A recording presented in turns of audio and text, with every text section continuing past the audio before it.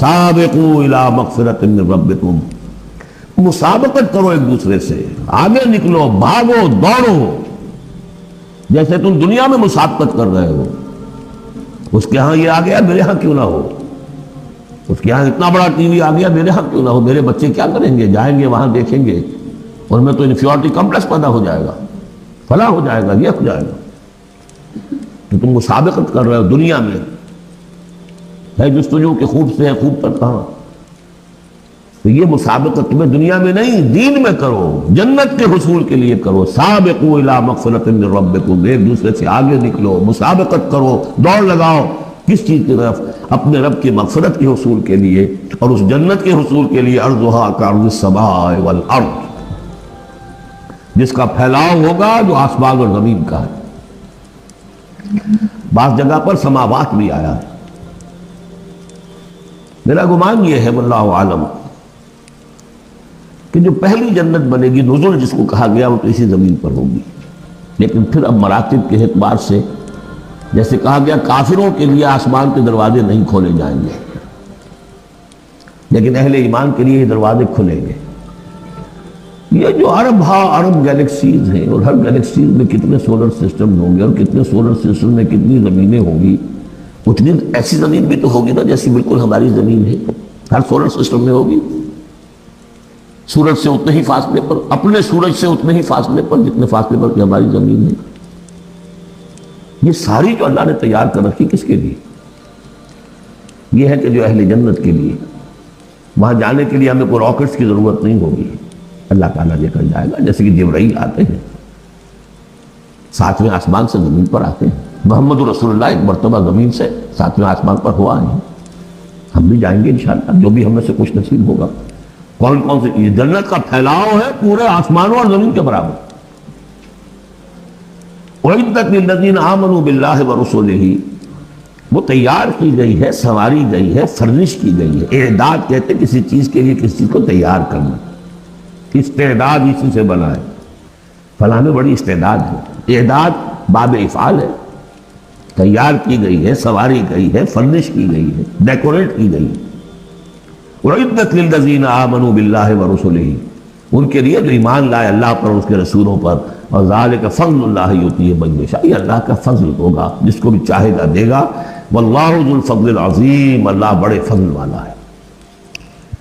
اب ایک اور رکاوٹ جو ہوتی ہے اس راستے پر چلنے میں، راستہ یہ کیا ہے، اس کی ہدف آگے آ جائے گا، جہاد اور قتال اور انفاق کس کام کے لیے ہے، یہ اس سورہ مبارکہ کا کلائمیکس ہوگا جو آگے آئے گا۔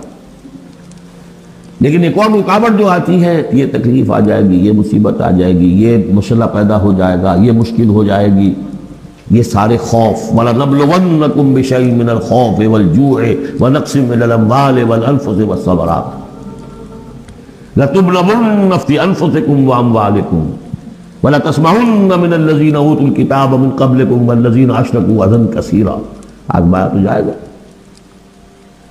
اب اس کے لیے بتایا کہ ایک بہت بڑا نسخہ دیا جا رہا ہے، ما صاب من مصیبت فی الارض ولا فی انفسکم، نہیں پڑتی کوئی پڑنے والی، کوئی تکلیف، کوئی مصیبت، کوئی آزمائش، کوئی رنج دہ چیز، تکلیف دہ ہے، مگر الا فی کتاب من قبل ان نبرأہ، چاہے وہ مصیبت تمہاری اپنی جان پر ہو یا پوری زمین پر ہو، وہ بڑے پیمانے پر آیا، سیلاب آیا، زلزلہ آ گیا، ایک انسان کی اپنی ذاتی زندگی میں آیا، ایکسیڈنٹ کے اندر مجروح ہو گیا، کسی بیماری میں مبتلا ہو گیا۔